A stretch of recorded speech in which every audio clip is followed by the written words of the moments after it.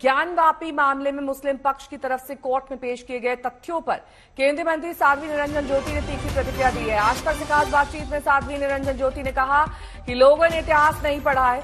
देश में जितने मंदिर एक आक्रांता के तौर पर औरंगजेब ने तोड़े, उतने किसी ने नहीं तोड़े। उन्होंने कहा कि हिंदू धर्मस्थलों को चिन्हित करके भारत को अपमानित करने के लिए उन्हें तोड़ा गया था और अब यह अपमान देश सहने वाला नहीं।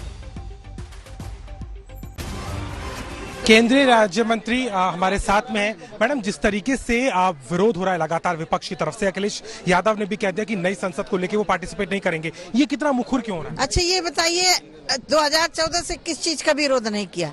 370 धारा को पार्लियामेंट में लाया गया, उसका विरोध किया। राम जन्मभूमि के लिए उन्होंने विरोध किया। ट्रिपल तलाक का इन्होंने विरोध किया। भारतीय जनता पार्टी के मुखिया आदरणीय नरेंद्र भाई मोदी जी के नेतृत्व में देश के अंदर जो काम हो रहा है उसका किसका समर्थन किया है? वैक्सीन का इन्होंने विरोध किया। किस चीज का? जनधन खातों खोलने का जब घोषणा की उसका विरोध किया। शौचालय घर घर हो, महिलाओं की इज्जत सुरक्षित रहे, विरोध उसका किया। तो उनका जिनका आदत विरोध करने की है तो विरोध करेंगे। हम सरकार में हम काम कर रहे हैं। ज्ञानवापी मामले में मुस्लिम पक्ष कह रहा है कि औरंगजेब आक्रांता नहीं था, उसने मंदिर नहीं तोड़ा। वैमनस्य फैलाने के लिए इस तरीके की धारणा को फैलाया जा रहा है, इसके खिलाफ उन्होंने याचिका की। जो लोग कह रहे हैं उन्होंने इतिहास नहीं पढ़ा है। इतिहास पढ़ा होता तो देश के अंदर जितने औरंगजेब ने मंदिर तोड़े हैं किसी आक्रांता ने नहीं तोड़े। बात सही है कि औरंगजेब ने सब किया था, सारे मंदिरों को तोड़ने का काम। ज्ञानवापी मस्जिद, फलाने मस्जिद क्या है भाई? हमारे वहाँ रामलला विराजते, वहाँ भोलेनाथ जी विराजित हैं, वहाँ कृष्ण भगवान की जन्मस्थली है। ऐसे स्थलों को चिन्हित करके इस भारत को अपमानित करने के लिए किया गया था और वो अपमान भारत अब नहीं सहेगा। अपमान भारत नहीं सहेगा कहना है केंद्रीय मंत्री साध्वी निरंजन ज्योति का। सीधे तौर पर पलटवार किया है और साफ तौर पर, खास तौर पर अगर देखा जाए तो ज्ञानवापी के मुद्दे को लेकर के जो याचिकाएं और औरंगजेब की भूमिका को लेकर के जो सवाल हो रहे हैं उस पर भी कहीं ना कहीं पलटवार किया है। लखनऊ से कैमरामैन संजय के साथ अभिषेक मिश्रा, आज तक। आलोचना के बावजूद मुस्लिम पक्ष अपनी दलील पर कायम है। मुस्लिम पक्ष के वकील का कहना है कि औरंगजेब के निर्दयी या फिर मंदिर को तोड़ने के कोई साक्ष्य मौजूद नहीं।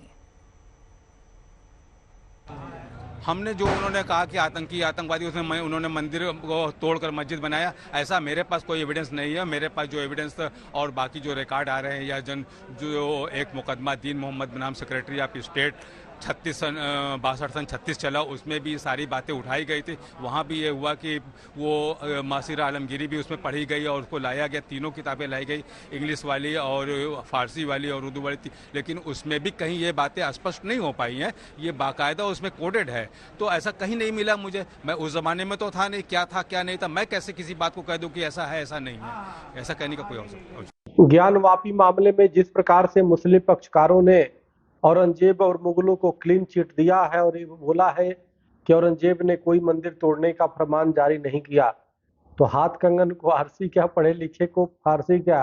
ये सर्वविदित है कि जो औरंगजेब कालीन जो पुस्तक मासिर आलमगीरी है उसमें स्पष्ट लिखा है कि 18 अप्रैल 1669 को औरंगजेब ने मंदिर तोड़ने का आदेश फरमान जारी किया, फतवा जारी किया।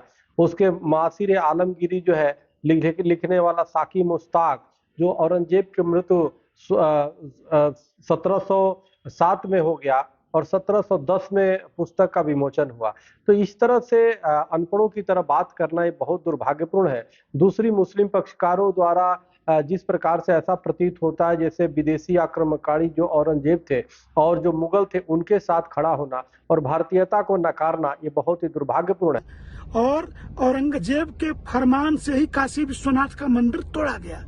इतना ही नहीं हुआ, इन्होंने कहा कि जो आज विश्वेश्वर महादेव जिसे कहा जा रहा है ये नहीं है, तो इन्होंने कम से कम 8 स्थान ऐसे बताए जिसको कहा कि विश्वेश्वर महादेव हैं। तो ये इसका मतलब यह है कि ये 8 वो स्थान है जो मंदिर तोड़ करके मस्जिद बनाए गए और औरंगजेब के कारण बनाए गए।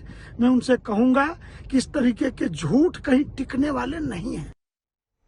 समर श्रीवास्तव मेरे सहयोगी इस वक्त तमाम जानकारी के साथ मौजूद हैं। समर, देखिए दोनों ही पक्ष औरंगजेब काल में तो मौजूद थे नहीं, अब दोनों अपनी अपनी दलील रख रहे हैं, लेकिन साक्ष्य तो किसी के पास भी नहीं। कहना तो कुछ भी आसान है, ऐसे में कोर्ट के लिए ये मुश्किल होगा कि कैसे ये चिन्हित करें या फिर डिसाइड करें कि कौन सच है कौन झूठा।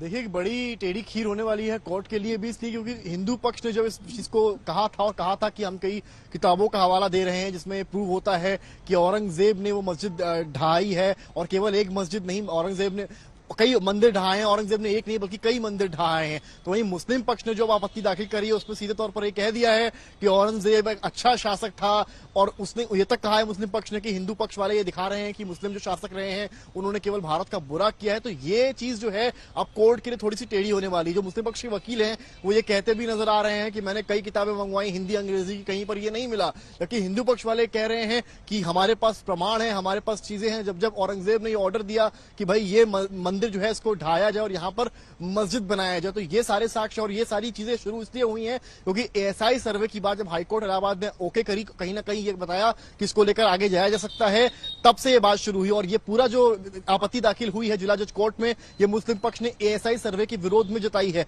मुस्लिम पक्ष ने यह भी कहा है कि अयोध्या का मसला कुछ और था जहां पर एएसआई ने खुदाई करी और साक्ष्य सामने लाए। जी ठीक है, बहुत बहुत शुक्रिया इस तमाम जानकारी के लिए आपका समय।